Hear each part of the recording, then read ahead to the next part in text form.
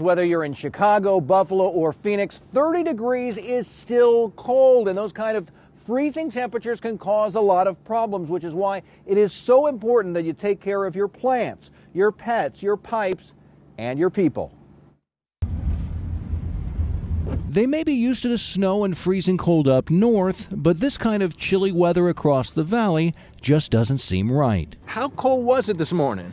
It was cold. It was 29 degrees and frost every place.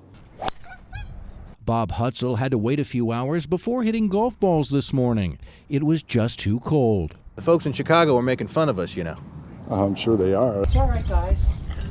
Rick McCary grew up in Philadelphia, so he should be used to this kind of weather, right?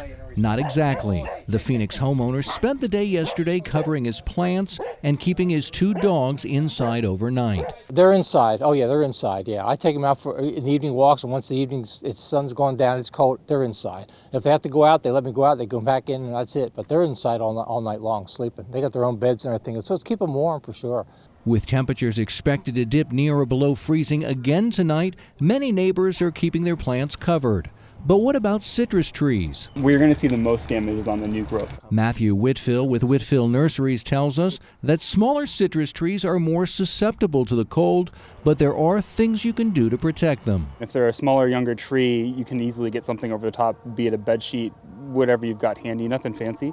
If they're too big to cover, if they're 20 foot tall, if you run a hose underneath the citrus tree all night long, that hose water actually radiates that heat up into the canopy and keeps the middle of the tree from freezing.